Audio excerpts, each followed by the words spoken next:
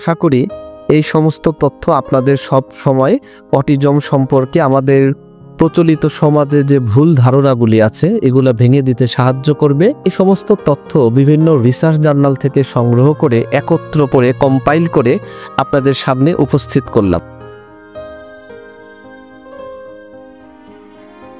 আসসালামু আলাইকুম ওয়া রাহমাতুল্লাহ। প্রতিবন্ধী শিশুদের জন্ম একটি বৈশ্বিক চ্যালেঞ্জ।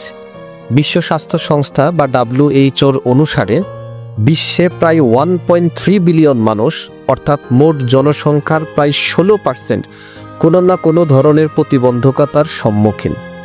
বিশ্ব স্বাস্থ্য সংস্থার মতে প্রতিবন্ধিতার কারণে প্রতি বছর লক্ষ লক্ষ শিশু শারীরিক, মানসিক এবং স্নায়বিক বিকাশে পিছিয়ে পড়ছে। তবে সঠিক জ্ঞান ও সচেতনতা থাকলে যদি সময় মতো সঠিক পদক্ষেপ নেওয়া হয় তবে এই ঝুঁকি উল্লেখযোগ্যভাবে কমানো সম্ভব।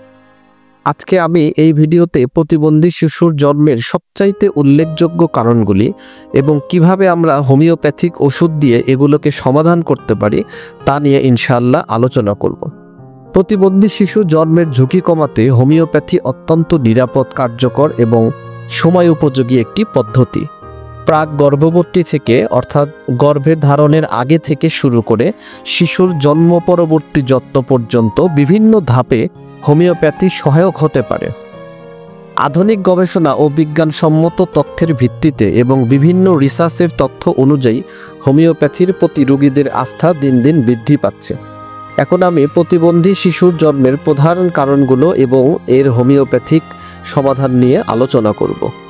1 নম্বর হচ্ছে অটিজমের জেনেটিক কারণ।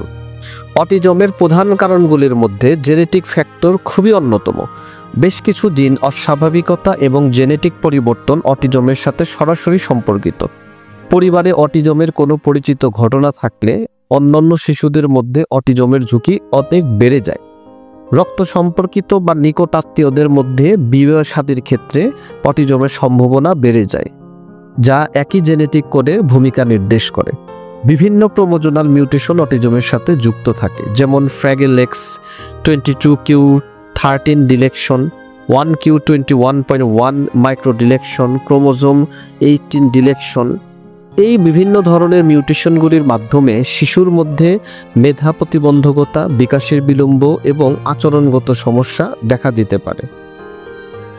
2019 সালের journal of alternative and complementary মেডিসিনের গবেষণায় বলা হয় হোমিওপ্যাথিক চিকিৎসা রোগীর শারীরিক, মানসিক এবং আচরণগত সমস্যাগুলি প্রশমিত করতে পারে। এছাড়া হোমিওপ্যাথি সেন্টার ফর অটিজম স্পিক্সের কিছু কেস স্টাডিতে হোমিওপ্যাথির ইতিবাচক ফলাফল পাওয়া যায়। হোমিওপ্যাথিক ওষুধ যেমন ক্যালকেরিয়া কার্ব, ব্যারাইটা কার্ব, কার্সিনোসিন এবং থুজা অক্সিডেন্টালিসের মতো ওষুধগুলি অ্যান্টিমায়োজেমেটিক ব্যারিয়ারকে বা বাধাকে ক্লিয়ার করার জন্য অনেক সময় জেনেটিক সমস্যার ক্ষেত্রে প্রয়োগ করা হয়। বিশেষ করে কার্সিনোসিন একটি খুবই পরিচিত হোমিওপ্যাথিক ওষুধ যা বংশগত রোগগুলোর প্রতিরোধে সহায়ক বলে দাবি করা হয়। জর্জ ভিদলকাস 2009-এ তার ইসেন্স অফ ম্যাটেরিয়া মেডিকা গ্রন্থে মেডোরিনামের ব্যবহারে অটিজমের ক্ষেত্রে উল্লেখ করেছেন। বিশেষ করে যেসব শিশুরা বংশগত কারণে দুর্বলতা নিয়ে জন্মায়, গবেষণা দেখা গেছে এই ওষুধগুলো জেনেটিক সমস্যা দ্বারা সৃষ্ট মানসিক এবং শারীরিক সমস্যা দূর করতে সাহায্য করে। এখন আমি 2 নম্বর টিকা নিয়ে কথা বলতে চাই। টিকা গ্রহণকারী শিশুদের মধ্যে অটিজমের উপস্থিতি বেশি বলে কিছু গবেষণায় দেখা গেছে, তবে এখনও এটি নিয়ে যথেষ্ট সন্দেহ রয়েছে। বিশেষ করে MMR টিকা, যা হাম, মামস ও রুবেলার জন্য ব্যবহার করা হয়, অটিজমের সঙ্গে সরাসরি এই MMR টিকা সংযুক্ত বলে কিছু গবেষণায় উঠে এসেছে। এই টিকায় ব্যবহৃত থিবোরোসাল একটি উপাদান যেটা কেন্দ্রীয় স্নায়ুতন্ত্রের উপরে বিষাক্ত প্রভাব ফেলতে পারে বলে ধারণা করা হয়। এতে অটিজমের ঝুঁকি বাড়তে পারে। টিকাজনিত বেশ কিছু সমস্যা সমাধানের জন্য বেশ কিছু কার্যকরী হোমিওপ্যাথিক ওষুধ রয়েছে, যেমন থুজা অক্সিডেন্টালিস টিকা পরবর্তী বিষক্রিয়া দূর করতে সহায়ক ভূমিকা পালন করে, সাইলেশিয়া টিকার ফলে জমে থাকা টক্সিন দূর করে এবং নাক্সভমিকা টিকার কারণে সৃষ্ট স্নায়বিক এবং মানসিক উত্তেজনাতামূলক চাপ কমায়। সাইকোটা ভিরুসা টিকা পরবর্তী স্নায়বিক খিঁচুনি প্রতিরোধে খুবই কার্যকর এবং ভ্যাকসিনোসিন নামের একটি মেডিসিন আছে যেটা টিকার পার্শ্ববর্তী কমানোর জন্য বিশেষভাবে উল্লেখযোগ্য ওষুধ। এখন আমি প্রেগন্যান্সি রিলেটেড কিছু কজ আছে অর্থাৎ গর্ভাবস্থায় কিছু শারীরিক অবস্থা শিশুর মধ্যে অটিজমের ঝুঁকি বাড়াতে পারে। অর্থাৎ গর্ভাবস্থায় মায়ের কিছু সমস্যার জটিলতার কারণে গর্ভস্থ বাচ্চার অটিজমের ঝুঁকি বাড়তে পারে। যেমন 1 নম্বর হচ্ছে গর্ভাবস্থায় ইনফেকশন। গর্ভাবস্থায় মা যদি জার্মান মিজেলস বা সাইটোমেগালো ভাইরাস বা সিএমভি দ্বারা আক্রান্ত হন, তবে শিশুর মধ্যে অটিজমের ঝুঁকি অনেক বেড়ে যায়। রুবেলা বা জার্মান মিজেলস, গর্ভাবস্থায় রুবেলায় আক্রান্ত হলে শিশুর বিকাশে মারাত্মক প্রভাব পড়তে পারে। রুবেলায় সংক্রমণ গর্ভের শিশুর মধ্যে কনজেনিটাল রুবেলা সিনড্রোম, মাইক্রোসেফালি, দৃষ্টিশক্তির সমস্যা, প্রিম্যাচিউর বার্থ বা গর্ভপাত বা অ্যাব্রোশন জন্মের এইরকম টাইপের সমস্যা তৈরি করতে পারে। তো এই জন্য এই ভাইরাস বা বিভিন্ন শক্তিশালী ব্যাকটেরিয়া দ্বারা যদি গর্ভস্থ মা যদি অসুস্থ হয়, তাহলে আসলে এই গর্ভস্থ সন্তানের ঝুঁকি অনেক বেড়ে যেতে পারে। গর্ভকালীন ডায়াবেটিস একটা খুবই উল্লেখযোগ্য কারণ। গর্ভকালীন ডায়াবেটিসে আক্রান্ত হলে শিশুর বিকাশে নানা জটিলতা তৈরি হতে পারে। এর ফলে শিশুর শ্বাস প্রশ্বাসের সমস্যা হতে পারে, জন্মের সময় আকারে বেশি বড় হয়ে যেতে পারে। অটিজমের ঝুঁকি গর্ভকালীন ডায়াবেটিসে বা জেস্টেশনাল ডায়াবেটিসে আক্রান্ত থাকলে অনেক বেশি বেড়ে যায়। এবং এটি গর্ভাবস্থার যে ডায়াবেটিসগুলি, এগুলা কিন্তু বিশ্বে এখন একটা নতুন একটা চ্যালেঞ্জ হিসেবে আমরা দেখতে পাচ্ছি। গর্ভাবস্থায় যদি মায়ের থাইরয়েডের সমস্যা থাকে, অর্থাৎ থাইরয়েড সমস্যার কারণে শিশুর বিকাশে ব্যাপক একটি প্রভাব ফেলতে পারে। বিশেষত থাইরক্সিনের অভাবের কারণে শিশুর ব্রেনের গঠনের বা স্ট্রাকচারাল প্রবলেম হতে পারে, যা পরবর্তীতে অটিজমের ঝুঁকি বাড়াতে পারে। কিছু ওষুধ আছে, যেমন গর্ভাবস্থায় অ্যান্টি এপিলেপটিক মেডিসিন বা অ্যান্টি ডিপ্রেসেন্ট কিছু মেডিসিন আছে, যেগুলা শিশুর মধ্যে অটিজমের ঝুঁকি 3 গুণ পর্যন্ত বাড়িয়ে দিতে পারে। বিশেষ করে এগুলা গর্ভের শেষ 3 মাস বা লাস্ট ট্রাইমেস্টারে আসলে খুবই প্রভাব ফেলে। মাতার বয়স একটা খুবই ইম্পর্টেন্ট ব্যাপার। সাধারণত মায়ের বয়স যদি 40 বছরের বেশি হয়, তাহলে শিশুর মধ্যে অটিজমের ঝুঁকি অনেক বেশি বেড়ে যায়। আবার টিনএজ প্রেগনেন্সি বা একদম কম বয়সের গর্ভধারণের ক্ষেত্রেও কিন্তু এরকম ঝুঁকি হতে পারে। গর্ভস্থ সন্তান যদি যমজ বা তার চেয়েও বেশি সন্তান থাকে, অর্থাৎ বহু সন্তানের গর্ভাবস্থা, কিন্তু অটিজমের ঝুঁকি একটা থেকে যায়। বিশেষত অভিন্ন যমজদের ক্ষেত্রে অটিজমের ঝুঁকি বেশি বলে জিনগত গবেষণায় দেখা গেছে। এছাড়াও আরও বেশ কিছু কারণ থাকতে পারে। গর্ভাবস্থায় মায়ের ভেরি অবসেসিভ কম্পালসিভ কিছু প্রবলেম থাকতে পারে, যেমন খুবই ডিপ্রেশন থাকতে পারে, মায়ের ওবেসিটি বা মা অনেক মোটা হয়ে যাওয়া, মায়ের যদি ধূমপান করে, বা আইভিএফ বা ওভুলেশন থেরাপি ইত্যাদি। এই টাইপের যে কিছু মানে ইম্যাচিওর যে ব্যাপারগুলো থাকে, এগুলা গর্ভাবস্থায় শিশুর অটিজমের ঝুঁকি বাড়াতে পারে। গর্ভাবস্থায় বিভিন্ন শারীরিক, মানসিক এবং পুষ্টিগত সমস্যা শিশুর বিকাশে প্রতিবন্ধকতার কারণ হতে পারে। হোমিওপ্যাথি এই সমস্যাগুলোর প্রাকৃতিক এবং নিরাপদ সমাধান দিতে পারে। যেমন নেকটামিওর এবং ইগনেশিয়া গর্ভাবস্থায় মায়ের মানসিক চাপ কমাতে খুবই কার্যকরী। সিপিয়া এবং পালসিটিলা গর্ভাবস্থায় যদি মায়ের হরমোনাল কোনো ইনব্যালেন্স হয়, সেটাকে বজায় রাখতে সাহায্য করে। ক্যালসিয়াম বা আয়রনের অভাবে শিশুর শারীরিক ও ব্রেন ডেভেলপমেন্টের সমস্যা হতে পারে। সেই ক্ষেত্রে আমরা ক্যালকেরিয়া কার্ব, ফেরামফস, ক্যালকেরিয়া ফস এই ধরনের ওষুধগুলা ব্যবহার করে থাকি। সাইলিশিয়া এবং থুজা গর্ভাবস্থায় শরীরকে বিভিন্ন রকমের ইনফেকশন বা টক্সিন থেকে দূরে রাখতে সাহায্য করে। গর্ভাবস্থায় মায়েদের জন্য একটা বড় ঝামেলা হচ্ছে হাইপারটেনশন বা উচ্চ রক্তচাপের ঝুঁকি, এবং এ কারণে প্রিএক্লাম্পসিয়ার কারণে শিশুর বিকাশে খুবই ঝামেলা তৈরি করতে পারে। সেক্ষেত্রে আমরা বেলেডোনা, অ্যাপিসমেল, সাইকোটাভিরোসা এগুলো আমরা ব্যবহার করতে পারি। এবার আমরা কথা বলবো, জন্মের সময় বেশ কিছু জটিলতা থাকে। অর্থাৎ বাচ্চা জন্ম নেওয়ার পরে যদি কোনো কারণে ব্রেনে বা মস্তিষ্কে যদি অক্সিজেন সরবরাহে দেরি হয় বা বিঘ্নিত হয়, যেটাকে আমরা বার্থ অ্যাফিক্সিয়া বলি, এই কারণে শিশুর ভবিষ্যতে অটিজম বা অন্যান্য বিকাশজনিত সমস্যায় ঝুঁকি বাড়াতে পারে। যেমন মিকোনিয়াম অ্যাসপিরেশন একটা অবস্থা আছে। অর্থাৎ এই অবস্থায় বাচ্চা জন্মের সময় নিজের মল মিকোনিয়াম, যেটা শ্বাসের মাধ্যমে ফুসফুসে টেনে নেয় এবং এটা শ্বাসনালীতে বাধা সৃষ্টি করে, যা ফুসফুসের বিভিন্ন সংক্রমণ, প্রদাহ বা হাইপক্সিয়া বা অক্সিজেনের অভাবের ঝুঁকি বাড়াতে পারে।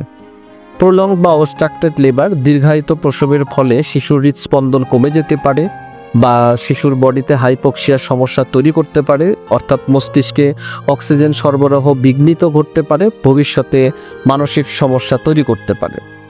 আমরা বিভিন্ন রকমের অ্যাসিস্ট ডেলিভারি করে থাকি, সাধারণত ভ্যাকিউম বা ফরসেপস এগুলা ব্যবহার করা হয়। এগুলা অনেক সময় ব্যবহার করলে ব্রেনে আঘাত লাগতে পারে বাচ্চার, সেক্ষেত্রে বাচ্চার প্রতিবন্ধী হয়ে যেতে পারে। তারপরে জন্মের সময় বাচ্চার যদি কান্নার বিলম্ব হয়, জন্মের সময় যদি শিশু কান্না বিলম্বিত হয়, তাহলে এটা মস্তিষ্কে অক্সিজেন সরবরাহের বিলম্বের একটা ইঙ্গিত। এটার সাথে অটিজমের সম্পর্ক খুবই গুরুত্বপূর্ণ।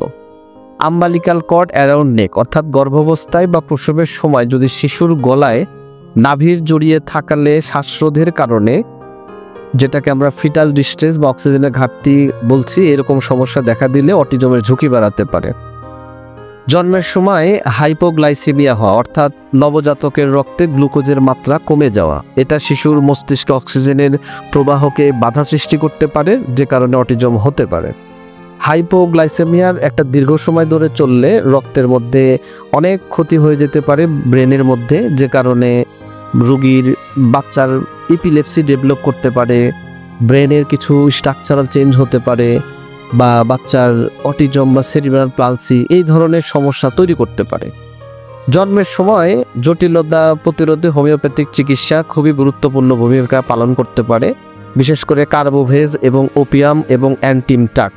এই ওষুধগুলি শ্বাসকষ্ট এবং অক্সিজেনের অভাবে সৃষ্ট যে সমস্যাগুলো আছে এগুলাকে দূর করতে পারে।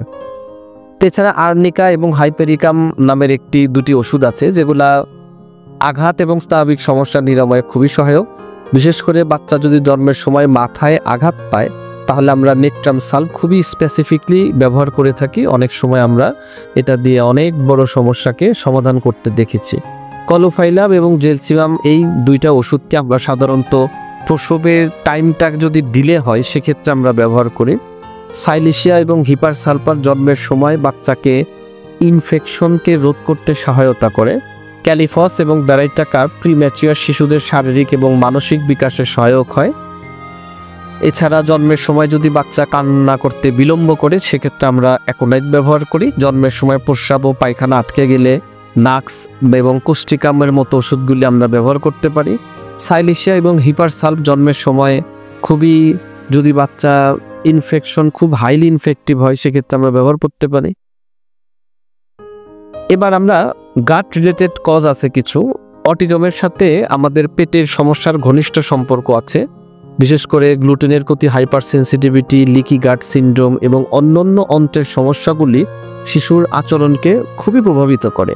লিকি গাটের কারণে দীর্ঘস্থায়ী প্রদাহ ইস্ট সংক্রমণ বাড়িয়ে দেয়, যা শিশুদের চঞ্চলতা ও ঘুমের সমস্যা বাড়াতে পারে। এছাড়াও ত্রুটিযুক্ত অন্ত্রের শোষণ প্রক্রিয়ার কারণে, অর্থাৎ ডিফেক্টিভ ইন্টেস্টাইনাল অ্যাবজর্বেশন প্রসেস, এইটার কারণে আমাদের বাচ্চার বডিতে আয়রন, ভিটামিন B12 এবং ম্যাগনেসিয়ামের ঘাটতি দেখা দেয়, যেটা অটিজমের লক্ষণগুলোকে আরও তীব্র করে তোলে। হোমিওপ্যাথিক চিকিৎসায় এই পেট সম্পর্কিত বা এই গাট রিলেটেড কিছু প্রবলেমের জন্য খুবই ভালো কাজ করে, যেটা শিশুর সুস্থ বিকাশে নিশ্চিত করবে। যেমন নাক্স লাইকোপোডিয়াম এই পেটের অস্বস্তিতা দূর করে, ক্যালকেরিয়া কার্ব এবং সাইলিশিয়া এটা বিকাশে সহায়তা করে, আর্সেনিক এবং মার্কুরিয়াস সাধারণত পেটের যে গাট ইনফেকশিয়াস ডিজিজ এগুলোর ক্ষেত্রে কাজ করে। ফেরামফস এবং ক্যালিফস সাধারণত এনিমিয়া বা খুবই উইকনেস অফ অ্যাবজর্বেশন প্রক্রিয়ার উপরে ভালো কাজ করে। কিছু ভারী ধাতুর বিষক্রিয়া আছে। অটিজমের সাথে ভারী ধাতুর বিষক্রিয়ার সম্পর্ক খুবই ওতপ্রোতভাবে জড়িত। বিশেষ করে পারদ, সীসা, অ্যালুমিনিয়াম এবং জিঙ্কের উচ্চমাত্রা ব্রেনের ক্ষতি এবং স্নায়বিক বিকাশে বিলম্ব করতে পারে, যা অটিজমের ঝুঁকি দ্বিগুণ করতে পারে। এজন্য গর্ভাবস্থায় মায়ের ভারী ধাতু বা কীটনাশকের সংস্পর্শে আসা ভ্রূণের মানসিক বিকাশে প্রভাব ফেলতে পারে। ভারী ধাতুর বিষক্রিয়া যেমন সীসা, পারদ, ক্যাডমিয়াম গর্ভাবস্থায় শিশুর বিকাশে মারাত্মক প্রভাব ফেলতে পারে, যা জন্মগত ত্রুটি এবং প্রতিবন্ধকতার কারণ হতে পারে। সাধারণত আমরা হোমিওপ্যাথিক ওষুধ হিসেবে প্লাম্বাম মেড, যেটা সীসা থেকে তৈরি হয়েছে, এটা সীসার বিষক্রিয়ার ফলে সৃষ্ট সমস্যাকে আমরা দূর করতে ব্যবহার করি। পারদজনিত সমস্যার জটিলতার কারণে আমরা মার্কসল ওষুধটি ব্যবহার করতে পারি। এবং অ্যালুমিনিয়াম বিষক্রিয়মের কারণে আমরা অ্যালুমিনা ওষুধটি ব্যবহার করতে পারি। এছাড়াও অটিজম ও মৃগী রোগ বা এপিলেপসির মধ্যে সম্পর্ক খুবই একটা ওতপ্রোতভাবে সম্পর্ক জড়িত। মৃগী রোগে মস্তিষ্কের অস্বাভাবিক স্নায়বিক ক্রিয়ার কারণে বারবার খিঁচুনি হয়। প্রায় 1/5 অটিজম আক্রান্ত শিশুর মৃগী রোগের ইতিহাস আছে।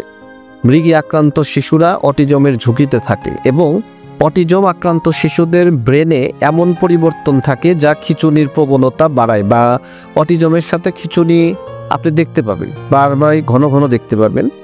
এই জন্য পরিবারে মৃগী রোগের ইতিহাস থাকা অটিজমের সঙ্গে খুবই সংযুক্ত। মৃগী রোগ নিয়ন্ত্রণে রাখলে অটিজমের বিকাশজনিত বিলম্ব ও মানসিক লক্ষণ কমানো যায়। গর্ভাবস্থায় মায়ের মৃগী রোগের প্রকোপ শিশুর স্নায়ুতন্ত্রের উপরে খুবই বিরূপ প্রতিক্রিয়া তৈরি করে। মৃগী রোগের জন্য হোমিওপ্যাথিতে খুবই ভালো কিছু মেডিসিন আছে, যেমন সাইকোটা ভিরোসা, যেটা মৃগী রোগের কারণে শ্বাসকষ্ট খিঁচুনির লক্ষণে ব্যবহৃত হয়। স্ট্যামোনিয়াম মৃগী রোগের উপসর্গ এবং মানসিক উদ্বেগের জন্য কার্যকরী। কুপ্রামেট, যেটা খিঁচুনি বা স্নায়বিক উত্তেজনা কমাতে সহায়ক করে। ক্যালিব্রোম মৃগী রোগ ও খিঁচুনির চিকিৎসায় ব্যবহৃত হয়। ল্যাকেসিস দীর্ঘস্থায়ী মৃগী রোগের ক্ষেত্রে ব্যবহৃত হয়, যা মানসিক অস্থিরতা ও খিঁচুনি কমাতে সহায়ক। জেলসিমাম মানসিক চাপ এবং উদ্বেগজনিত খিঁচুনির উপসর্গ কমাতে সহায়ক। সিকেলিকর গর্ভাবস্থায় মৃগী রোগের কারণে সৃষ্ট মেন্টালি সমস্যার জন্য খুবই ভালো কাজ। অটিজমের কিছু এনভায়রনমেন্টাল কজ আছে। গর্ভাবস্থায় কিছু পরিবেশগত শর্ত, যেমন বায়ু দূষণ, চরম ঠান্ডা আবহাওয়া এবং রাসায়নিক পদার্থের সংস্পর্শ শিশুর ব্রেনের বিকাশকে ক্ষতিকর প্রভাব ফেলতে পারে। সাধারণত বিষাক্ত কিছু পদার্থ থাকে, যেমন হার্বিসাইড, কীটনাশক, পেস্টিসাইড গর্ভের শিশুর ব্রেনের জন্য খুবই ক্ষতিকারক। বিশেষ করে গর্ভাবস্থায় শেষ 3 মাস এই ধরনের ক্ষতিকারক বা খুব এক্সট্রিম ওয়েদারের সংস্পর্শে আসা, এটা কিন্তু মায়ের জন্য ঝুঁকির কারণ, বাচ্চার জন্যও ঝুঁকির কারণ।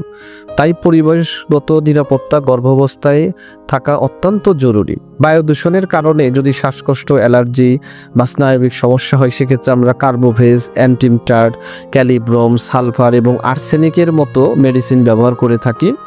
এই ওষুধগুলা সাধারণত দূষণের প্রভাব কমাতে সাহায্য করে। চরম ঠান্ডা আবহাওয়াতে আমরা সাধারণত রাস্টক্স, অ্যাকোনাইট, ডালকামরা, হিপারসাল ব্যবহার করি। রাসায়নিক পদার্থের সংস্পর্শ যদি কোনো বিষক্রিয়া বা অ্যালার্জি তৈরি করে, সেই ক্ষেত্রে আমরা নাক্স, আর্সেনিক, সালফার, কার্বোভেজ, ফসফরাসের মতো ওষুধগুলা লক্ষণভেদে ব্যবহার করে থাকি। এগুলা সাধারণত আমাদের বডির টক্সিনের উপরে কাজ করে বা টক্সিসিটি কমাতে সাহায্য করে। আমি এই সমস্ত তথ্য বিভিন্ন রিসার্চ জার্নাল থেকে সংগ্রহ করে একত্র করে কম্পাইল করে আপনাদের সামনে উপস্থিত করলাম। আশা করি এই সমস্ত তথ্য আপনাদের সব সময় অটিজম সম্পর্কে আমাদের প্রচলিত সমাজে যে ভুল ধারণাগুলি আছে এগুলো ভেঙে দিতে সাহায্য করবে, এবং অটিজমের উপরে যে যে কারণগুলি থাকে, অটিজমের পিছনে যে কারণগুলি থাকে, এই কারণগুলিকে আসলে হোমিওপ্যাথি ওষুধ দিয়ে আমরা মোকাবেলা করতে পারি খুবই ইফেক্টিভলি ভাবে। এটা আপনাদের একটা ধারণা জন্মাবে বলে আমি আশা করছি। এই ভিডিওটি আপনাদের সচেতনতামূলক প্রস্তুতি দিতে আপনাদের অনেক সহযোগিতা করবে। সবাইকে অনেক ধন্যবাদ ভিডিওটি দেখার জন্য। সবার কাছে দোয়া চাই। আসসালামু আলাইকুম ওয়া রাহমাতুল্লাহ।